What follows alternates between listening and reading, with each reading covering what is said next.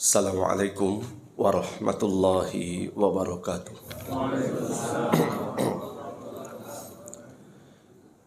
Innal hamdalillahi nahmaduhu wa nasta'inuhu wa nastaghfiruh wa na'udzu billahi min shururi anfusina wa sayyiati a'malina. Man yahdihillahu fala mudhillalah wa man yudlil fala hadiyalah. Wa ashhadu an la ilaha illallah wahdahu la syarikalah wa ashhadu anna Muhammadan abduhu wa rasuluhu la nabiyya ba'dah. Qala Allah ta'ala fi kitabihil karim, ya ayyuhalladzina amanu taqullaha haqqa tuqatih wa la tamutunna illa wa antum muslimun.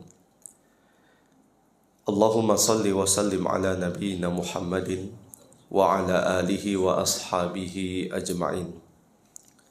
Allahumma alimna ma yanfa'una wanfa'na bima 'allamtana, Rabbana zidna ilman warzuqna fahman. Jamaah kaum muslimin dan muslimat, bapak-bapak, ibu-ibu, saudara-saudari sekalian yang tercinta, barakallahu fikum wa a'azzakum wa waffaqakum lima yuhibbuhu wa yardah. Di hari yang cerah dan berbahagia ini, kembali kita dipertemukan Allah Tabaraka wa Ta'ala setelah melaksanakan sholat subuh berjamaah. Insya Allah beberapa menit ke depan kita coba bersama-sama berbagi faidah. Tadi sudah disampaikan oleh Al-Ustadz Hafizahullah Ta'ala wa jazahullahu khairan. Tema kali ini tidak kita lanjutkan tentang tafsir, namun tema lain secara khusus di bawah judul menjaga lisan. Harapan dari tema ini kita angkat dalam permukaan guna ikut andil berpartisipasi menjelang bulan Ramadan, agar tadi sudah disampaikan nilai-nilai dari amalan ibadah puasa, saum atau siam menjadi sempurna, pahala pun kita terima dari Allah Subhanahu wa Ta'ala. Sebab yang namanya pembatal bukan hanya dari ibadah yang kita lakukan itu sendiri, pembatal juga dari aspek lain. Tadi disinggung pembatal pahala. Jangan sampai kita terlalu pede, percaya diri. Menurut hukum fikih, menjelang atau sejak terbitnya fajar shadiq sampai tenggelam matahari, sempurna puasanya. Betul, menurut ukuran aspek fikih. Tetapi ada aspek lain yang Allah Subhanahu wa Ta'ala nilai. Apakah pahala yang Allah siapkan bagi puasa yang kita lakukan layak kita terima? Ini yang coba kita telusuri jamaah sekalian.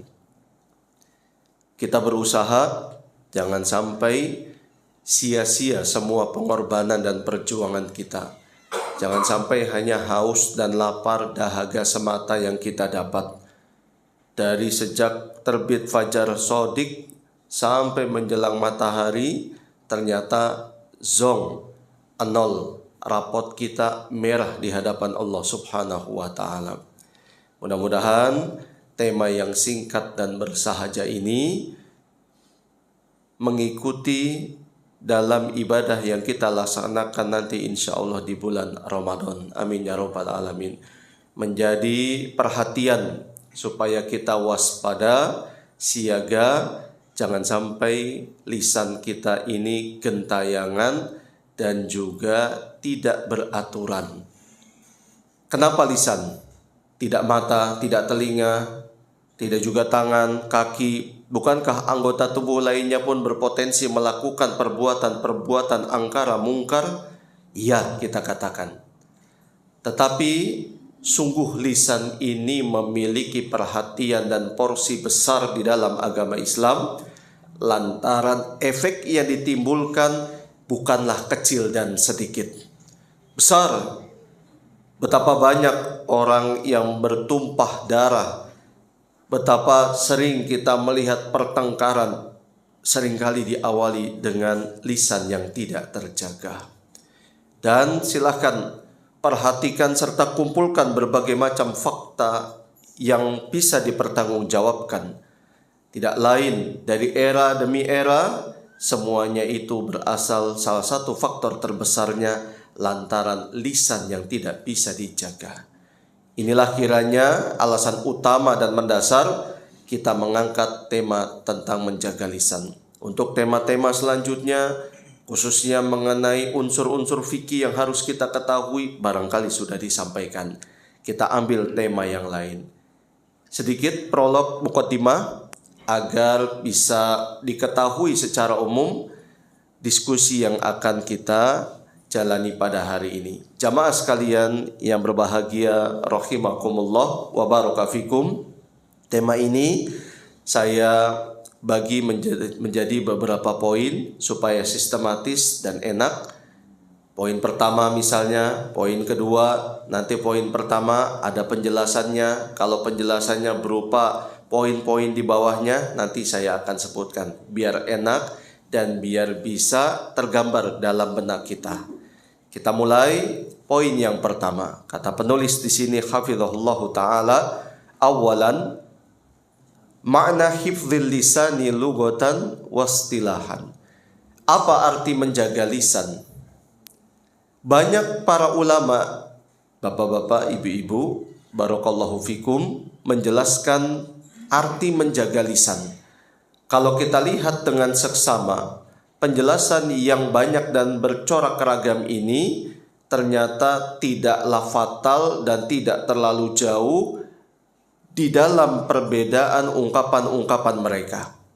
Hanya dalam ungkapan gaya bahasa saja, permainan bahasa. Kalau kita satukan, bisa. Kalau kita kombin semuanya, juga bisa. Salah satu yang sangat menarik bagi diri saya, pengertian menjaga lisan yang disajikan oleh Imam Ibnu Hajar al-Asqalani. Kata beliau, hifdzul lisan, menjaga lisan adalah anin nutki bima la yasugu syar'an mimma la hajata lil mutakallimi bihi. Menjaga lisan adalah sikap tidak berbicara dengan hal yang tidak disyariatkan, tidak diperkenankan syariat, dan tidak ada kebutuhan untuk berbicara. Mengapa definisi beliau rahimahullahu ta'ala kita pilih dan kita jadikan sajian menu di poin pertama mengenai arti dari menjaga lisan? Sebab ada kata-kata la yasugu syar'an, tidak boleh menurut kacamata syariat. Di sini ada pesan tersirat maupun tersurat, jamaah sekalian. Kalau seandainya kita mau merenungi definisi yang beliau sampaikan rahimahullahu ta'ala, pada kata tidak disyariatkan, tidak diperkenankan oleh agama, Imam Ibnu Hajar al-Asqalani rahimahullahu ta'ala ingin mengajak kita ke dalam dimensi sebuah pemahaman bahwa semua perkara tidak boleh kita lepas dari syariat. Tidak boleh kita melepaskan nilai-nilai agama. Nah, nilai agama dan syariat harus kita pahat dalam kehidupan. Harus menjadi sumber inspirasi dan juga cerminan di depan kita setiap derap langkah kaki. Tidak boleh ada satu ruang di dunia ini kecuali harus berdasarkan syariat. Perkara duniakah, lebih-lebih perkara agama. Perkara dunia, betul Nabi SAW memberikan lampu hijau sebesar-besarnya. Antum a'lamu bi umuri dunyakum. Kata beliau SAW, kalian lebih paham agama kalian. Akan tetapi tidak boleh kita kemudian menerjang batasan-batasan dan regulasi dasar, aturan dasar dalam kita bermodifikasi di dunia ini. Silahkan ciptakan teknologi yang canggih. Kalau memang itu bisa memanfaatkan atau bisa memberi manfaat, silahkan. Tetapi ingat, jangan menciptakan teknologi yang pada akhirnya menciptakan keburukan. Kejahatan sekarang ini banyak modus dan motifnya. Salah satu modusnya digunakanlah teknologi. Harusnya teknologi ini bisa memperingan segala macam beban dalam hidup, malah dijadikan wasilah untuk menciptakan kejahatan. Kejahatan bermodalkan teknologi. Islam sudah mengatur ini jamaah sekalian jauh-jauh hari 15 abad tahun yang lalu. Atau semenjak dari zaman Nabi Nuh alaihi salam kalau kita berbicara Islam secara umum. Karena seluruh para nabi dan para rasul alaihi wassalatu wassalam mereka beragama apa? Islam. Sebab Islam artinya adalah al-istislamu lillah wal inqiyadu lahu. Islam artinya berserah diri kepada Allah, tunduk dan patuh kepadanya subhanahu wa ta'ala. Barulah nanti kalau kita berbicara tentang detil syariat atau tata cara ibadah berbeda-beda antara satu dengan yang lainnya. Kemiripan dalam nama tidaklah serupa dalam praktek. Puasa di zaman Nabi Musa ada, puasa di zaman Nabi Isa ada, begitu juga sholat, begitu juga zakat. Namun puasa, sholat, zakat di zaman Nabi alaihi salatu wassalam, Nabi kita ini apakah sama? Tidak. Sholat contohnya dalam sehari hanya 5 waktu, yang kalau kita totalitas 17 rakaat. Di zaman Nabi Musa sebanyak 50 kali jamaah sekalian. Itu hampir saja menjadi kewajiban yang mirip untuk umatnya Nabi Muhammad SAW. Tapi Nabi Musa alaihi salam tahu umatnya Nabi Muhammad ini akan tidak mungkin bisa melakukan. Bani Israel itu orangnya kuat-kuat. Kendati pun demikian banyak yang rengkel. Rengkel itu apa ya? Ngeyel. Banyak yang ngeyel jamaah sekalian. Makanya Nabi Musa minta kepada Nabi SAW diringankan. Sampailah 5 waktu. Yang 5 waktu ini saja masih diminta kortingan sama umat Islam. Betul gak jamaah? Alhamdulillah hari Jumat, alhamdulillah kita syukuri, kita minta sama Allah mudah-mudahan bukan hanya hari Jumat hadirnya. Meskipun sekarang ini baru hari Jumat saja. Sudah hampir mau qomat, datang paling belakang, senderan di pojok, bismika Allahumma ahya wa amut. Seperti itu. Alhamdulillah, jangan dicela jamaah sekalian. Kita ingkari perbuatannya, namun kita sisipkan doa juga untuknya. Ya Allah, berikanlah dia hidayah. Dia saudara hamba. Jangan pernah kita meremehkan. Jangan pernah kita bersombong dan angkuh di hadapannya. Siapa tahu nanti menjelang kematian, dia orang yang akan bertobat kepada Allah dan banyak menangis karena kesalahan yang dilakukan. Kita na'udzubillah min dzalik. Ingat, innamal a'mal bil khawatim. Amal itu nanti tergantung kita mau meninggalnya bagaimana. Mudah-mudahan kita menutup usia ini dengan amal-amal soleh dan husnul khotimah. Amin ya rabbal alamin. Poin yang pertama, pengertian menjaga lisan. Jadi Bapak dan Ibu sekalian, maksud saya mengajak khususnya untuk diri pribadi. Yuk, mulai sekarang ini sebelum kita dijemput oleh kematian, selama hayat masih di kandung badan, jadikan syariat Islam dan nilai-nilai agama menjadi pedoman. Jangan melulu tentang selera, jangan melulu sesuai cara pandang kita. Cara pandang manusia beda-beda. Ada yang mau A, ada yang mau B. Bagaimana cara menyatukan corak pandang yang berbeda ini? Hanya syariat Islam lah. Buktinya sholat zuhur semuanya 4 rakaat.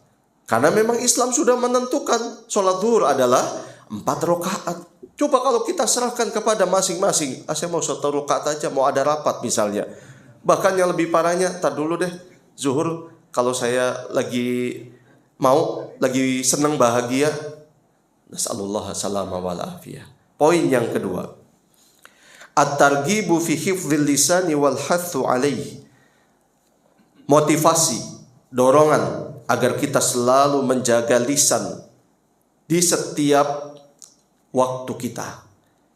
Di dalam Al-Quran dan di dalam sunnah Nabi SAW dan ucapan para sahabat serta sebagian para ulama. Yang pertama, Di dalam Al-Quranul Karim surat Al-Ahzab ayat 70 sampai 71.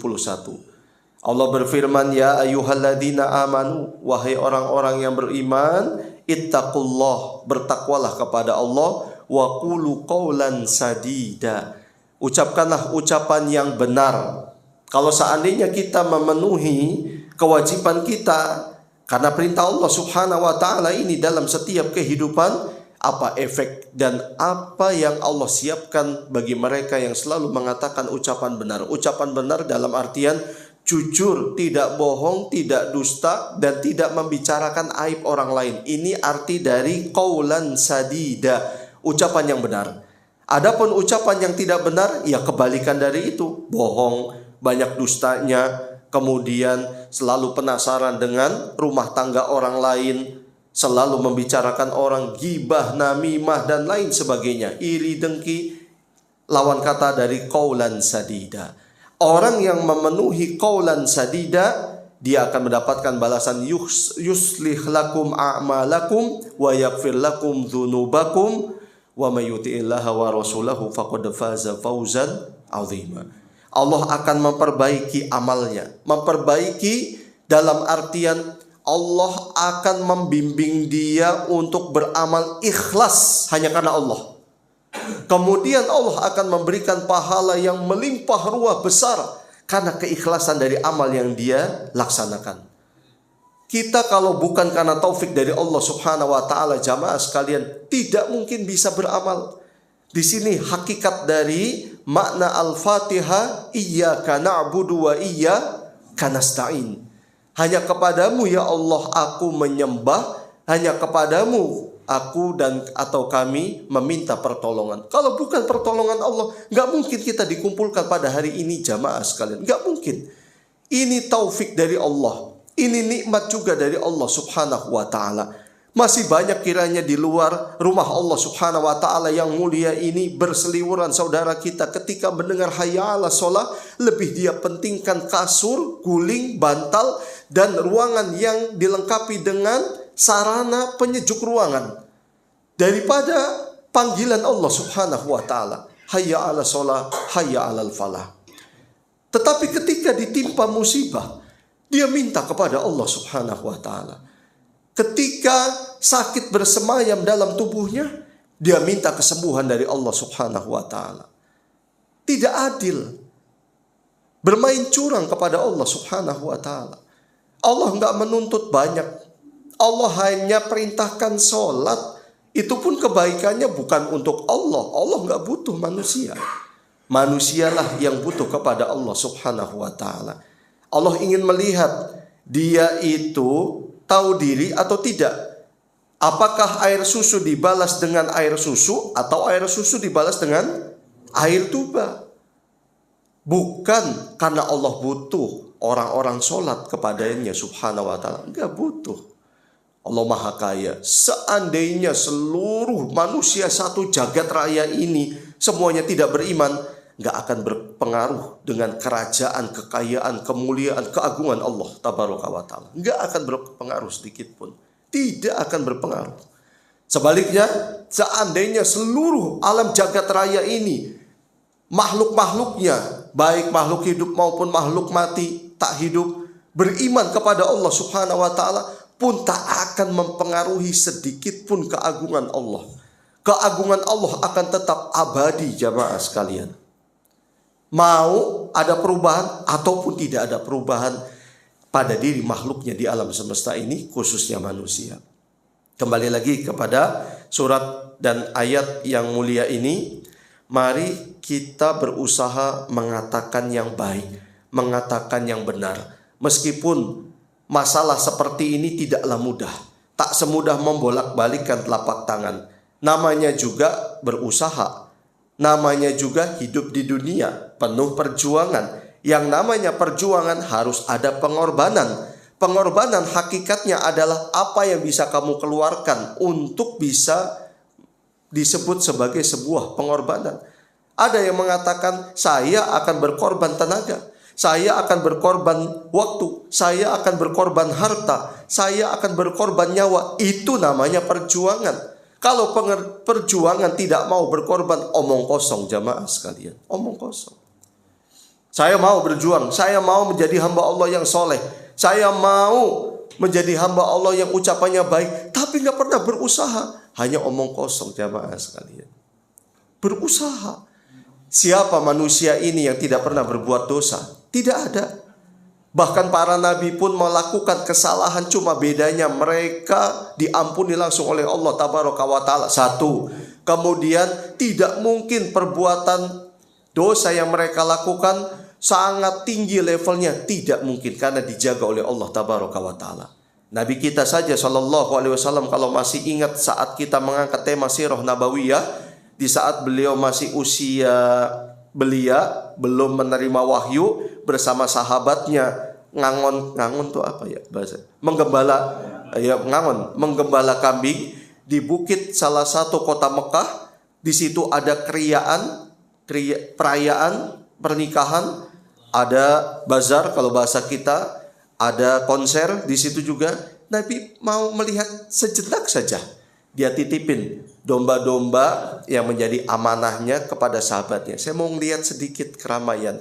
Baru di rumah pertama penduduk kota Mekah, anggaplah misalnya posisi Nabi di sini, anggap demikian supaya kita lebih paham.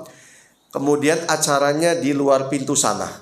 Baru sampai sini Allah berikan Nabi rasa kantuk yang sangat berat dan tidak bisa dihindari. Langsung tidur seketika jamaah sekalian. Semalaman, karena pada saat itu malam bangun-bangun, matahari sudah membungkus Nabi Shallallahu Alaihi Wasallam. Bangun-bangun ya sudah selesai. Balik lagi, ditanya, "Masyahatta, apa yang kamu lihat?" Kata sahabatnya, "Masyahatu syai'an." Saya gak lihat apa-apa karena ketiduran. Malam berjumpa lagi, keriaan muncul lagi. Karena orang kaya ini jamaah sekalian. Turun lagi, berhenti di tempat yang sama, tidur lagi. Kedua kalinya itulah pas kembali ditanya, jawabannya sama. Lalu Allah tanamkan kebencian pada diri Nabi, udah tidak mau lagi punya keinginan. Dijaga Nabi kita Shallallahu Alaihi Wasallam. Adapun kita tidak. Tapi kita harus berusaha jamaah sekalian. Berusaha. Karena usaha itulah nanti yang akan dinilai oleh siapa? Allah Subhanahu wa Ta'ala. Ini dari Al-Quranul Karim. Kemudian dari sunnah Nabi Shallallahu Alaihi Wasallam banyak, tapi saya pilihkan hanya satu saja. Diriwayatkan oleh Al-Imam Al-Bukhari dan Imam Muslim rahimahumallah dari sahabat Abu Hurairah radhiyallahu anhu, dari Nabi Shallallahu Alaihi Wasallam qol, beliau bersabda, "Innal abda," ada seorang hamba, "la yatakallamu bil kalimah," dia berucap dengan satu perkataan, "min ridwanillah," yang mendatangkan keriduan Allah. Allah suka dengan ucapan ini. "La yulkilaha balan," meskipun dia menganggap kayaknya ucapan ini mah gak ada apa-apanya. Contoh, ada tetangganya sakit dirawat, kemudian dia menjenguk di rumah sakit, hanya sekedar, "Sabar ya Pak, mudah-mudahan segera sembuh." Menurut dia perkataan ini remeh. Betul gak jamaah sekalian? Cuma sabar. Atau mungkin dia hanya mengatakan, "Insya Allah besok saya balik lagi." Senang saudaranya, bahagia, ada yang menemani. Menurut dia ya biasa aja, kayaknya tidak akan menimbulkan apa-apa, apalagi pahala. Tidak. Dalam pandangan Islam konsep seperti ini tidak masuk. Yang masuk dalam rumus Islam, sekecil apapun, selama itu kebaikan, tidak mungkin akan disia-siakan oleh siapa? Allah Subhanahu wa Ta'ala. Lihat hadis ini. La yulkilaha balan. Hamba tersebut tidak menganggap sedikit pun efek yang akan berpahala dari ucapan sederhananya. Padahal itu mendatangkan keriduan Allah. Yarfa'uhullahu biha darajat. Tanpa dia sadari Allah mengangkat dirinya beberapa derajat. Cuma satu perkataan. Allahu Akbar. Wa innal abda, sebaliknya akan ada seorang hamba, la yatakallamu bil kalimati min sakhatillah. Dia akan berucap dengan satu perkataan yang mendatangkan marahnya Allah. La yulkilaha balan. Dia menganggap kayaknya enggak masalah, hanya seperti ini, candaan saja kok. Yahwi biha fi jahannam. Tapi ucapan ini akan menghantarkan dirinya ke neraka jahanam. Waliyadzubillah. Terkadang jamaah sekalian, kita memandang bahwa ucapan itu tidak akan berefek samping. Padahal setiap ucapan tadi disampaikan oleh Ustadz, sebelum kita mulai, di zaman kita ini mungkin bukan hanya ucapan saja yang menjadi cara berkomunikasi, tapi bermedia sosial. Betul nggak jamaah? Facebook, WhatsApp, IG itu apa Bapak-bapak? Instagram berarti update. Berarti orang tua zaman now ini, bukan zaman now lagi. IG, Twitter, tahu nggak Pak Twitter? Enggak. TikTok sekarang ini. TikTok, apa saja banyak. Anak-anak kita mungkin lebih paham, lebih canggih daripada kita. Itu jari jemari jamaah sekalian, kalau nggak kita awasi, dia bahaya, akan mengeluarkan kata-kata yang membahayakan. Mari kita awasi diri kita, kemudian keluarga kita, anak-anak kita bermedia sosial dengan siapa dan tema apa. Awasi jamaah sekalian, berikan pengarahan. Karena memang tidak mudah kita berinteraksi dengan anak-anak yang tipenya di akhir zaman ini. Harus penuh strategi dan perlahan-lahan. Modal semangat saja saya pikir kurang cukup untuk bisa menata dan menciptakan peradaban yang baik dalam menanamkan dalam jiwa mereka sebagai sosok yang kita harapkan di masa mendatang, bibit-bibit yang unggul dalam segala aspek kehidupan, khususnya masalah agama. Semangat harus ada untuk memotivasi dan menggerakkan jiwa kita untuk mencapai satu target dan impian. Tapi semangat itu pun harus dibekali dengan ilmu. Nabi Muhammad SAW lihat dakwanya selama 23 tahun, 13 tahun di Mekah, 10 tahun di kota Madinah. Semangat gak? Semangat. Makanya beliau termasuk Rasul Ulul Azmi. Ketika pamannya Abu Thalib minta supaya keponakannya ini, "Mbok ya cuti dulu, soalnya orang Quraisy menekan saya karena mereka merasa nggak nyaman, gerah. Tuhan-tuhan mereka dicaci maki sama kamu." Apa kata beliau? "Wahai paman, kalau seandainya mereka meletakkan matahari di tangan kananku, bulan di tangan kiriku, supaya aku berhenti dari dakwah yang mulia ini, tidak akan pernah saya lakukan." Allahu Akbar. Akhirnya pamannya, "Ya sudah, kalau begitu lakukan deh apa yang kamu inginkan." Saking cintanya luar biasa. Semangat jamaah sekalian. Tapi apakah semangatnya Nabi SAW kemudian tidak tanpa siasat, tanpa perhitungan matang? Tidak. Di awal dakwah masih merangkak, beliau memusatkan dakwah di rumah sahabat Al-Arqam bin Al-Arqam. Pelan-pelan, sembunyi-sembunyi. Dari awal dakwah sudah ada sholat, tapi masih 2 rakaat. Ada yang sholatnya di lembah, ada yang sholatnya di bukit, ada yang sholatnya ngendap-ngendap di rumahnya, supaya nggak ketahuan sama orang-orang Quraisy pada saat itu. Sholat. Sampai kemudian Allah bukakan kemenangan saat beliau hijrah ke kota Madinah. Jadi mari kita siasati, minta kepada Allah Subhanahu wa ta'ala taufik, supaya kita bisa melihat dengan mata kepala dan mata hati, sesuai dengan payung syariat Islam, mana jalan yang baik, mana jalan yang buruk. Karena kita punya hawa nafsu. Fa'alhamaha fujuraha wa taqwaha. Nafsu ini diberikan ilham oleh Allah untuk memiliki kecenderungan. Cenderung dengan yang fujur, yang buruk, dan kecenderungan yang baik. Mana yang paling mendominasi, itulah nanti yang akan menghantarkan kita sampai dermaga titik penghabisan. Jadi sejatinya kita ini tarung jamaah sekalian. Tarung antara kebaikan dan keburukan. Tarung antara iman dengan hawa nafsu. Siapa yang paling menang, siapa yang bisa mendominasi. Salah satunya adalah usaha kita menjaga lisan. Mudah-mudahan kita termasuk hamba-hamba Allah yang menjaga lisan. Ini bahasa sunnah. Lalu bahasa dari sahabat Nabi SAW. Kita ambil saja sahabat Amru bin Al-As radhiyallahu anhu. Kata beliau, "Al-kalamu kaddawa." Ucapan itu seperti obat. In aqlalta minhu nafa'a, jika kamu gunakan nih ucapan sesuai kadar dosis, dia bermanfaat sebagaimana obat. Obat harus mengikuti resep dokter atau sesuai takaran dosis. Jangan sembarangan, bisa nanti menyebabkan bendera kuning nanti jamaah sekalian. Meskipun itu herbal, bayangkan herbal segentong dia makan semua, apa enggak nanti menyebabkan bahaya? Begitu juga ucapan in aqlalta minhu nafa wa in aktsarta minhu qatal. Namun jika kamu gunakan ucapan ini melampaui batas kelewatan, dia akan membunuhmu. Kalau dalam ungkapan Indonesia, mulutmu harimaumu. Harimau itu kan binatang buas, predator. Dia akan memangsa mangsanya, dan dia akan memangsa mangsa yang paling dekat dan yang paling lemah serta paling memungkinkan untuk bisa dimangsa.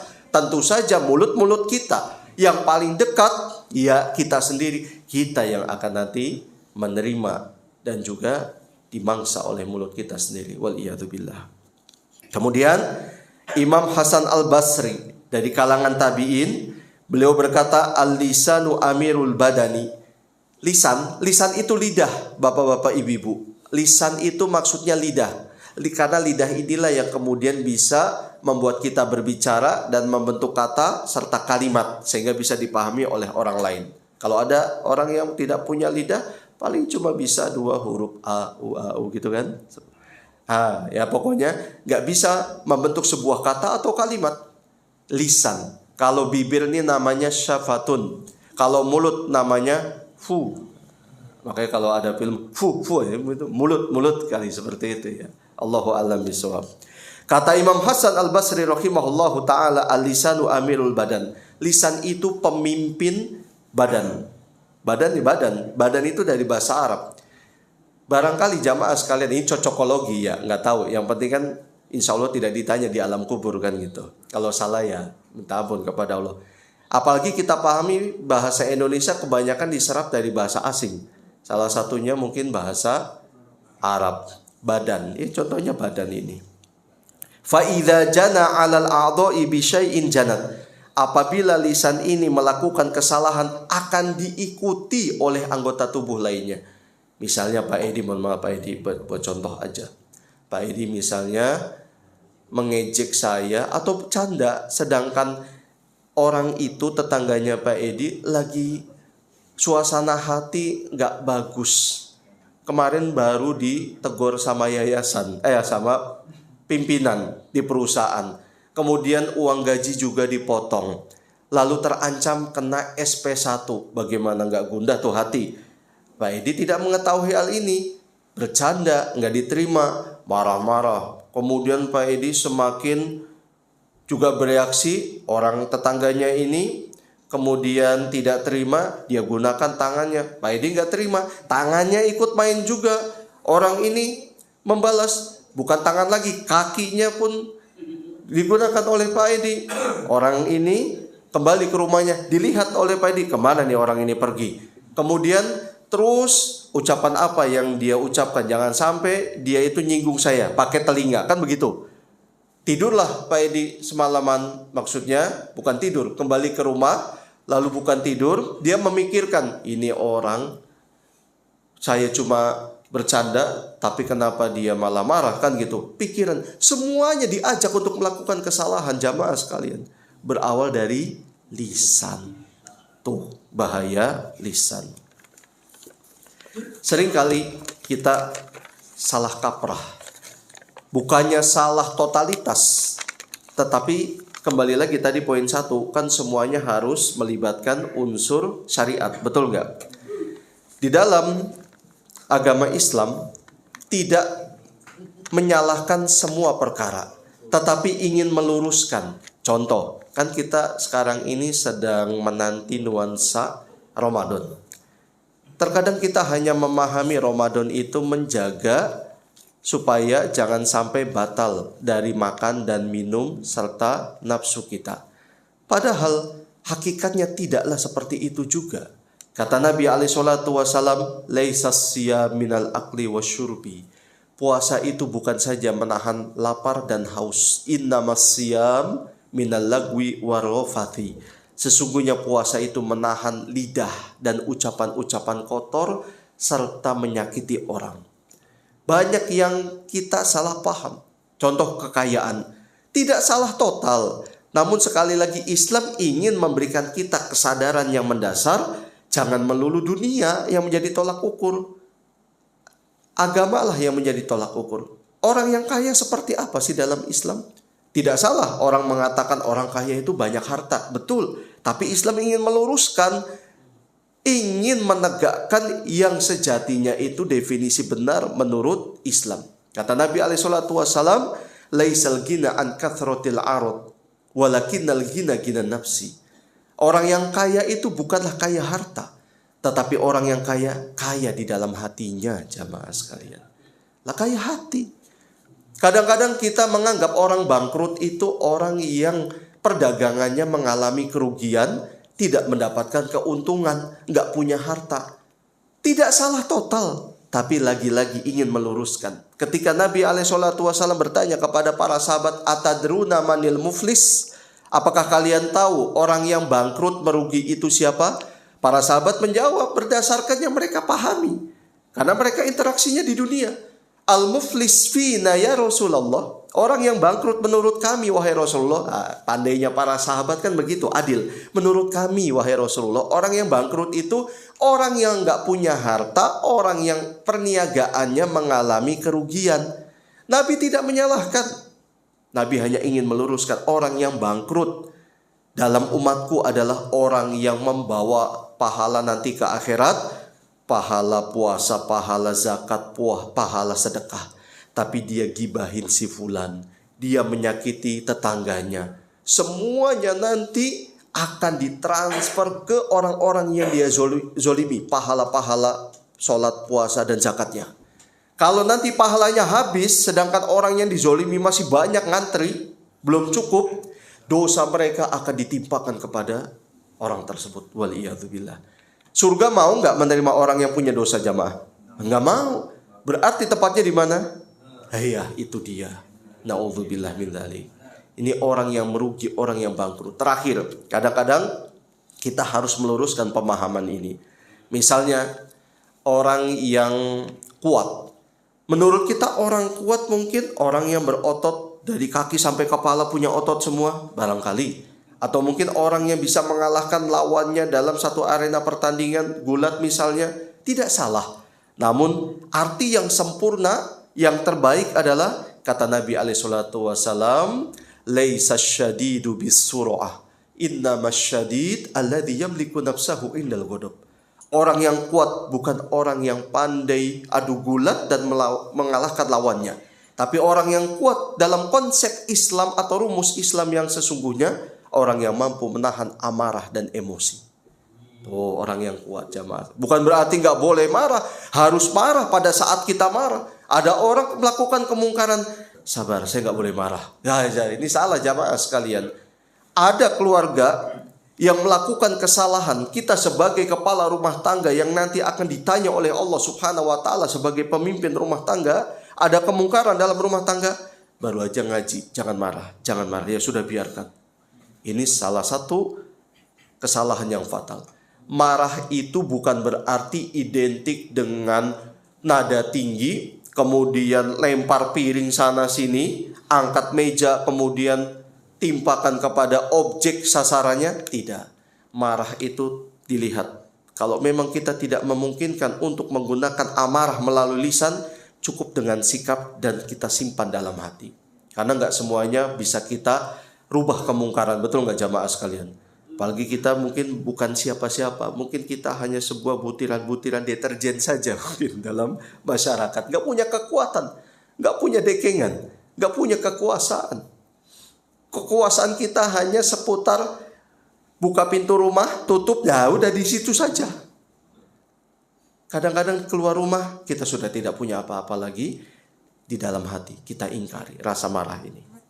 Kemudian poin yang berikutnya, fawaid hifdzil lisan. Hikmah atau faidah menjaga lisan. Yang pertama, anna tamama islamil mar'i an yakuffa lisanahu anil muslimin. Kesempurnaan Islam seseorang, dia menjaga lisannya supaya tidak menghina orang lain.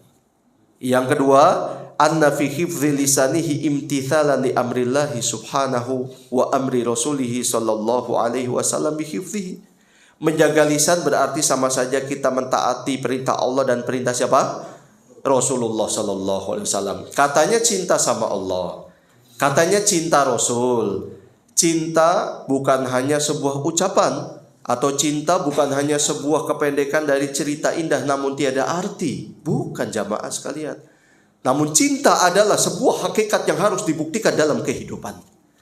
Cinta Allah, hayya ala sholah, hayya ala falah. Saya cinta Allah, saya akan kesampingkan semua hal-hal keduniawian untuk menyambut seruan Allah. Itu dia hakikat cinta Allah. Cinta Rasul, Nabi SAW mengingatkan, janganlah kalian minum dengan tangan kiri dan tangan kanan. Izin saya minum dulu jamaah sekalian. Bismillah. Alhamdulillah punya alasan untuk minum.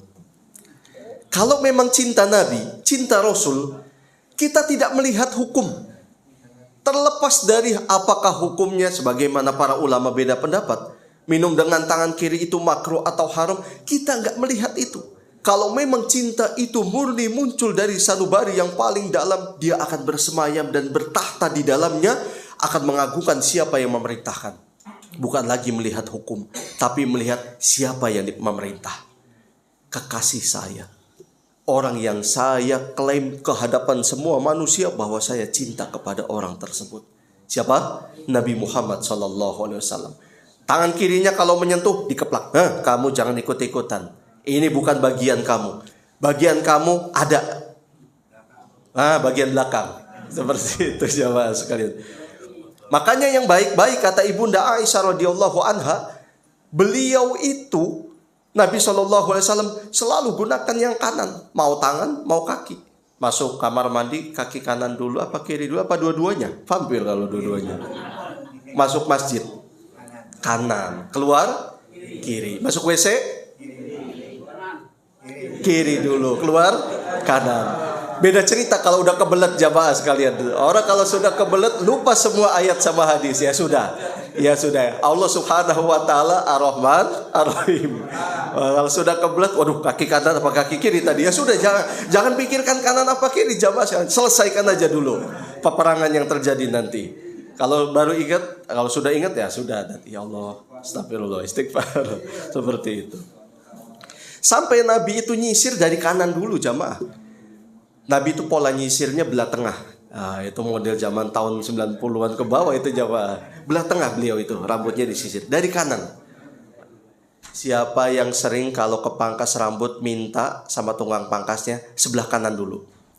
Coba perhatikan jamaah, rata-rata pangkas rambut itu mulai dari kiri. Betul nggak? Pertanyaannya kenapa kok kiri? Seneng banget kiri, kenapa? Saya pernah minta coba, Bang, sebelah kanan.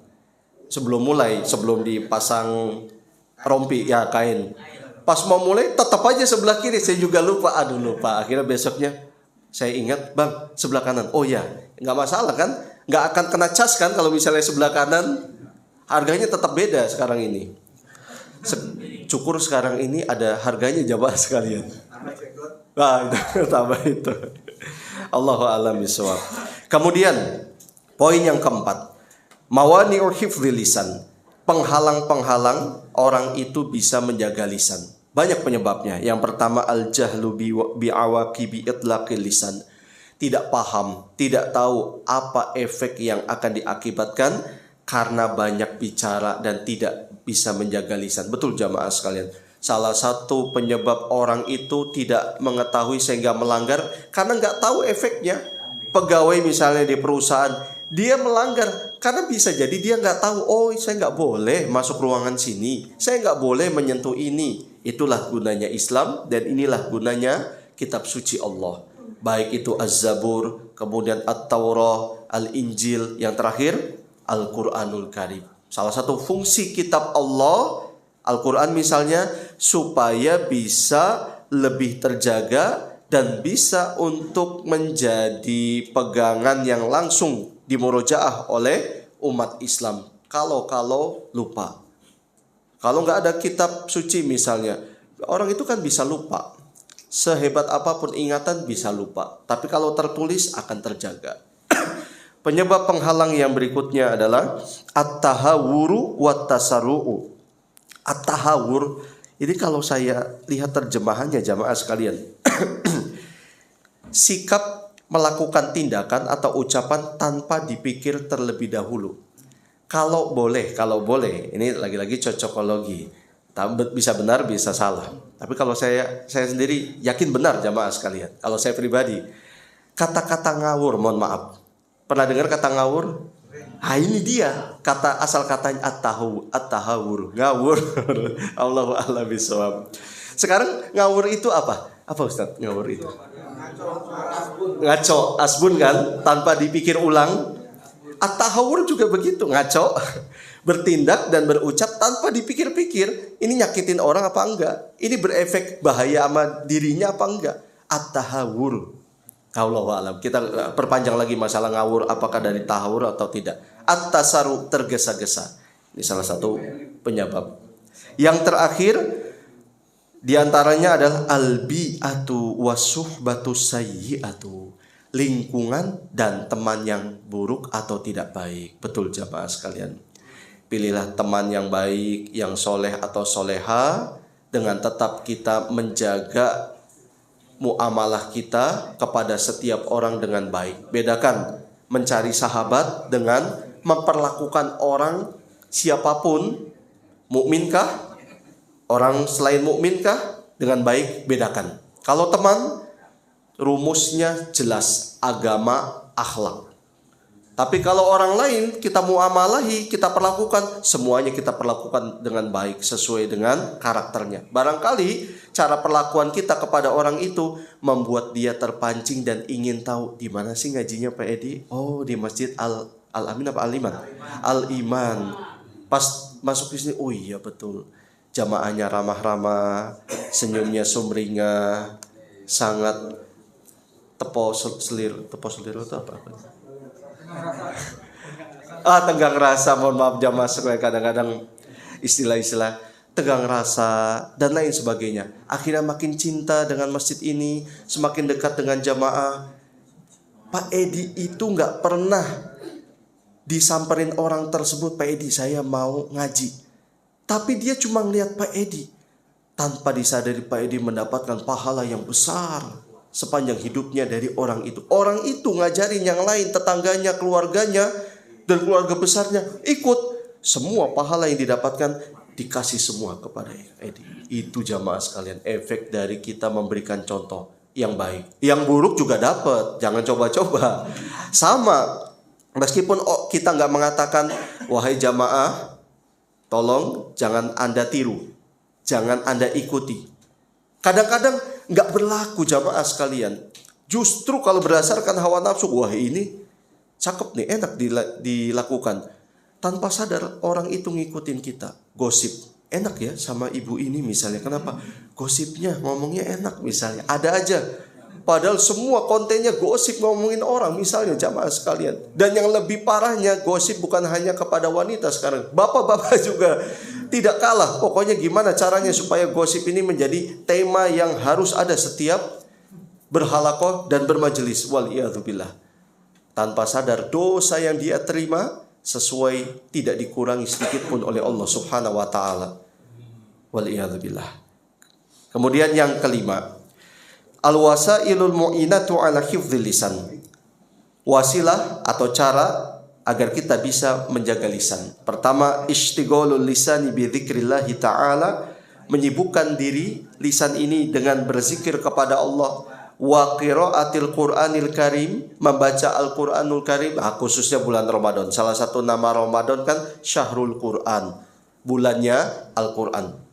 Imam Syafi'i rahimahullahu ta'ala di bulan Ramadan 60 kali khotam. Ada namanya Imam Ibnul Khatib di bulan Ramadan setiap hari jamaah sekalian, bukan di bulan Ramadan, bukan satu bulan Ramadan saja. Setiap hari di bulan Ramadan, paginya menghatamkan 4 kali khatam, malamnya 4 kali khatam. Jangan tanya kerjaannya apa, atau jangan-jangan nggak punya kerja. Jangan begitu jamaah sekalian.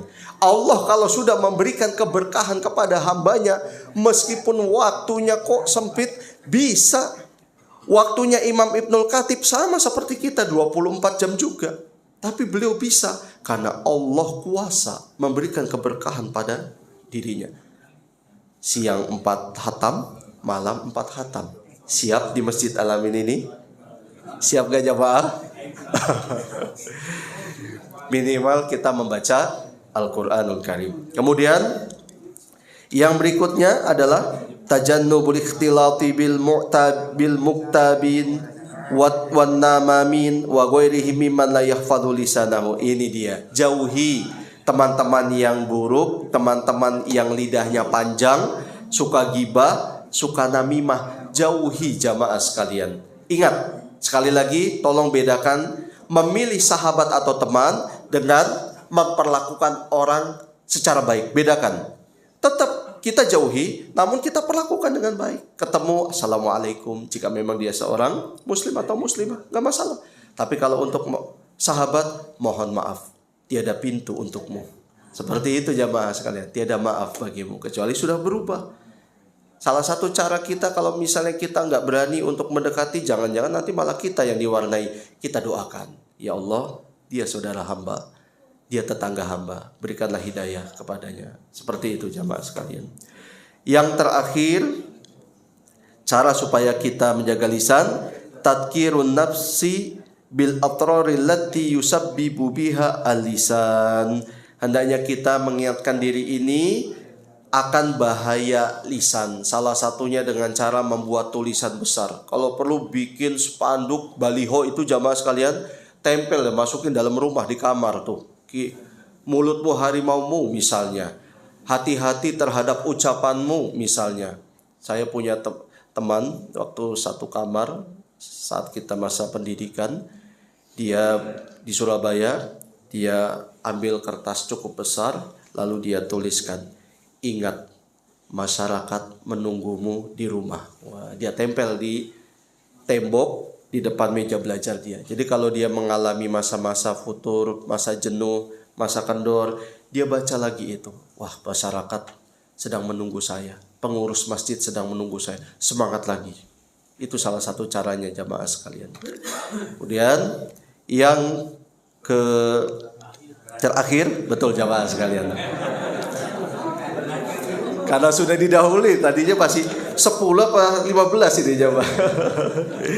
Ya sudah, baru mau ngomong yang baru kesekian terakhir ya sudah saya ikuti. Yang terakhir, akhta'un sa'i'atun an hifdzil lisan. Kesalahan-kesalahan yang menyebar mengenai menjaga lisan. Pertama, kesalahan yang tidak boleh kita ikuti bahwa menjaga lisan itu hanya bagi orang-orang di luar Islam. Tidak. Kaum muslimin pun harus juga, dan kaum musliminlah harusnya yang menjadi pelopor serta perintis di saf terdepan menunjukkan bagaimana harus menjaga lisan. Apalagi kalau kita lihat ayat-ayat hadis-hadis mengenai penjaga lisan, efek dari tidak menjaga lisan itu semuanya rata-rata kepada orang Islam. Betul nggak jamaah sekalian? Kitalah orang pertama yang harusnya menunjukkan bagaimana orang lain tertarik dengan Islam kalau kita sendiri misalnya melakukan perbuatan-perbuatan yang tidak baik. Kebanyakan orang enggan untuk masuk agama Islam meskipun dia sadar sebenarnya ini oknum. Tapi dia nggak bisa memungkiri hatinya nggak nyaman akhirnya. Nanti saya akan diperlakukan seperti itu. Nanti saya bukannya jadi baik malah jadi seperti dia. Padahal oknum yang melakukan, bukan ajarannya Islam itu. Tidak mungkin Islam mengajarkan yang demikian rupa. Kemudian yang terakhir juga betul. Terakhir dari yang terakhir, nomor 2, yadhunnu ba'dun nasi anna hifdzul lisani ma'nahu luzumus samti mutlaqan. Sebagian kaum muslimin memahami menjaga lisan itu pokoknya diam sepanjang waktu. Nyari zona aman. Tidak seperti itu jamaah sekalian. Karena kata para ulama, lisan itu punya 2 bahaya dan petaka. Afatul kalam wa afatus sukut. Bahaya berbicara dan berbahaya diam. Orang yang berbicara tapi pembicaranya itu selalu yang buruk-buruk, itu namanya syaitonun natikun, setan yang berbicara. Ngawur tadi.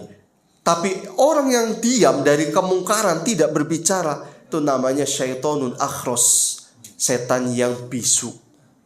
Setan kan begitu, tapi ini tolong jangan digunakan jamaah untuk sehari-hari. Wah, setan bisu kamu. Jangan jamaah sekalian, nanti terjadi pertempuran. Ini istilah. Yang namanya setan kan bukannya amar ma'ruf nahi munkar, betul nggak? Setan tuh amar munkar nahi ma'ruf, memerintahkan yang munkar, melarang yang ma'ruf. Umat Islam harusnya amar ma'ruf nahi munkar. Itulah diibaratkan. Setan itu ya diamnya dia menyetujui kemungkaran, ketika berbicara semua kemungkaran muncul. Jangan sampai kita dijadikan temannya setan atau disamakan dengan setan, maka kita harus berbicara. Kalau bahasa anak sekarang tuh speak up. Paham gak jamaah? Ini bahasa saya keren nih. Speak up, berbicara. Tapi porsinya harus jelas sesuai dengan ilmu. Enggak semua orang bicara akhirnya fitnah terjadi. Enggak. Tolong jangan sampai salah paham. Berbicara pada porsinya. Kalau memang kemungkaran yang terjadi hanya bisa diingkari dengan hati, ya dengan hati. Jangan kita paksakan dengan bicara atau tindakan, malah nanti berbahaya. Allahu a'lam bishawab. Monggo kalau ada revisi atau ada sanggahan. Ya,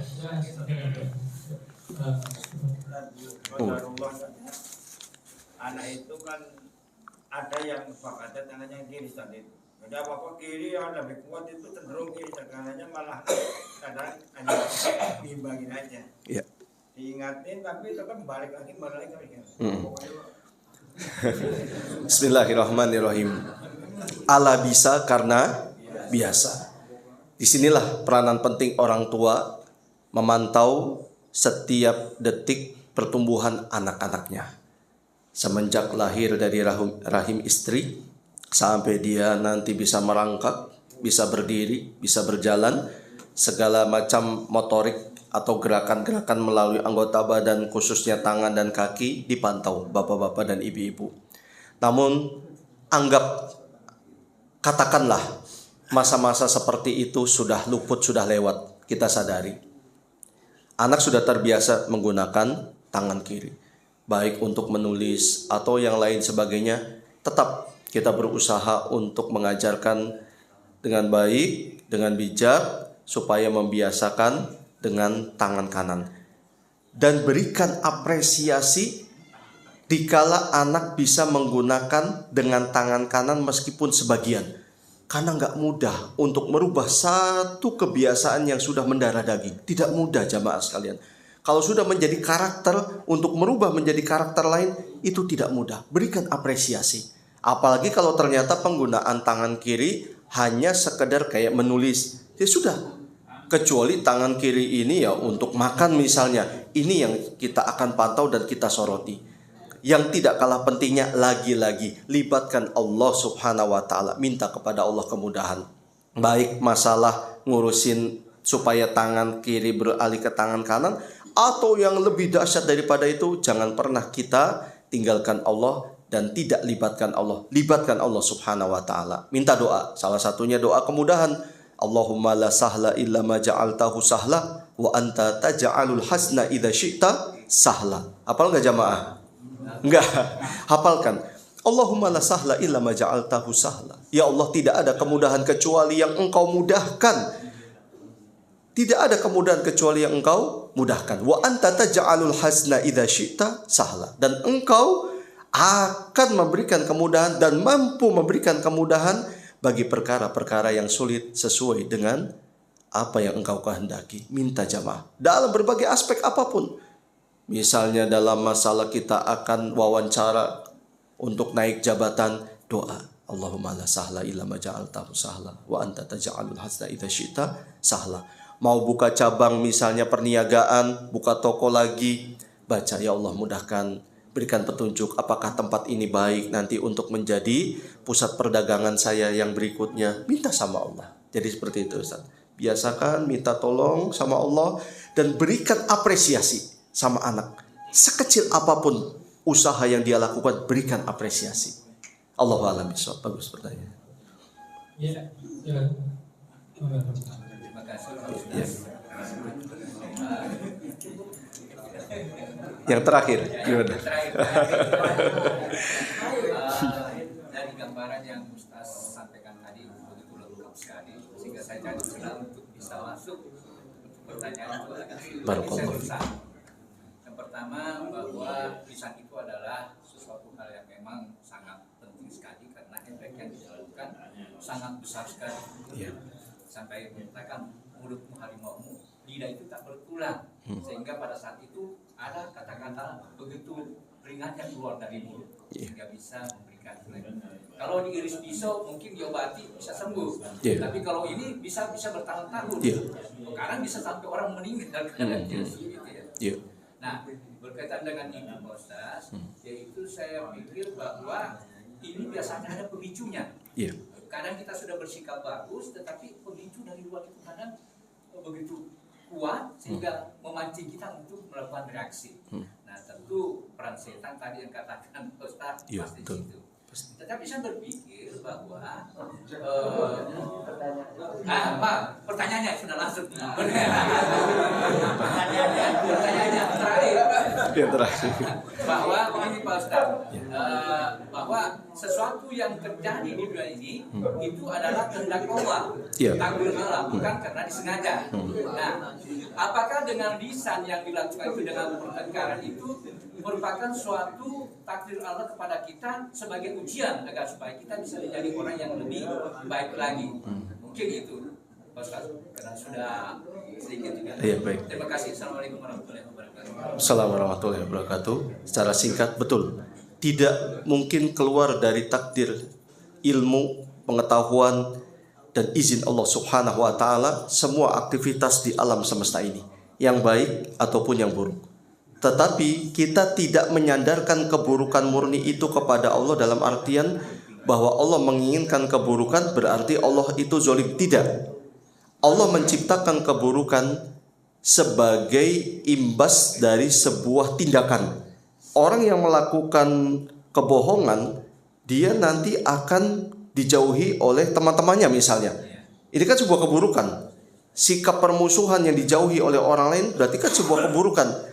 Bagian imbas dan efek. Tetapi semua proses itu tidak akan pernah lepas dari izin Allah Tabaraka wa Ta'ala. Allah mengetahuinya, Allah lah yang menentukan takdir semua secara detail kejadian-kejadian yang ada di dalam Lauhul Mahfuz 50.000 tahun sebelum Allah ciptakan langit dan bumi. Tetapi sekali lagi, bukannya Allah zalim, dengan ilmunya Allah adanya keburukan, pasti ada hikmah di dalamnya. Termasuk iblis Allah ciptakan. Bukan berarti Allah membiarkan lampu hijau adanya keburukan yang diciptakan oleh iblis. Tidak. Allah pun tahu iblis tidak akan pernah bertobat. Allah pun tahu kalau seandainya Allah tidak menciptakan iblis akan bagaimana. Kalau Allah menciptakan iblis itu seperti apa efeknya Allah tahu. Makanya tidak kita katakan kenapa iblis nggak diciptakan aja. Tidak. Kita tidak boleh bermuamalah kepada Allah seperti itu. Karena Allah memiliki ilmu yang tidak terbatas. Sedangkan kita ilmunya sangat terbatas di bawah kehendak Allah. Jadi kembali lagi, semua takdir Allah. Tetapi ada hikmah yang seringkali kita tidak ketahui. Tapi yakinlah pasti ada hikmah dan pasti ada hikmah. Ini terakhir betulan jamaah sekalian. Terakhir betulan. Siapa yang menduga bahwa benda apa sih namanya ini ya? Ini ada balutan. Apa nih namanya nih? Hansaplast. Plaster. Siapa yang menduga? Tapi Allah tahu sebelum terciptanya langit dan bumi. Dan pasti fenomena seperti ini ada hikmahnya. Tapi nggak bisa kita masukkan dalam akal. Posisi aqua seperti ini. Posisi plastik sedotan seperti ini. Allah tahu jamaah sekalian detil-detilnya. Titik-titik dan juga corak-corak tembok seperti ini. Allah tahu. Dan gak mungkin ini semua itu sia-sia. Seolah-olah hanya sebagai pelengkap dunia saja. Gak mungkin. Batu kerikil yang paling kecil di ujung dunia gak ada jin di sana, gak ada hewan, gak ada manusia. Apakah kita akan menganggap sia-sia banget ya? Apa itu hanya sebagai udahlah pelengkap yang penting ada makhluk? Tidak. Pasti keberadaan batu kecil itu ada gunanya. Tapi otak kita dan akal kita yang tidak akan pernah menyampai. Allah subhanahu wa ta'ala. Jadi seperti itu. Itulah Allah subhanahu wa ta'ala. Cukup kiranya. Baik, kita tutup jamaah sekalian. Kiranya ini pertemuan terakhir sebelum Ramadan. Mudah-mudahan kita dipertemukan oleh Allah kepada Ramadan. Dan mudah-mudahan Ramadan ini termasuk Ramadan yang membuat kita nanti menjadi lebih baik lagi dan menjadi hamba-hamba Allah yang bertakwa sesuai dengan target dan tujuan adanya bulan Ramadan. Amin ya rabbal alamin. Cukup sekian sampai di sini jamaah sekalian. Wassallallahu wasallam ala nabiyina Muhammad wa ala alihi wa ashabihi ajma'in. Subhanakallahumma bihamdika asyhadu an la ilaha illa anta astaghfiruka wa atubu ilaik. Assalamualaikum warahmatullahi wabarakatuh.